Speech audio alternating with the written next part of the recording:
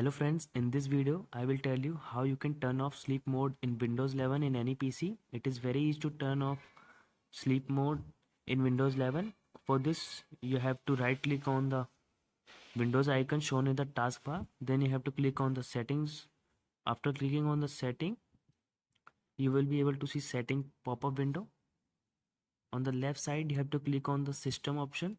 After click on the system option, then you can see on the right side you get some option where you can find power and battery option.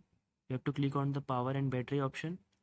After clicking on it, you can see you will be able to see screen and sleep option. You have to click on it. After clicking on it, you can see four option. You have to change their timing to never.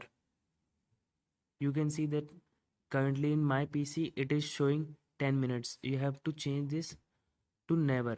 When you will change this to never, your PC will never get off or sleep in any of these situations written on the left side.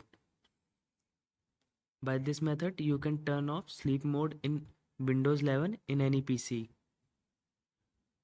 Hope your problem is solved and now you're able to turn off sleeping mode in your Windows 11.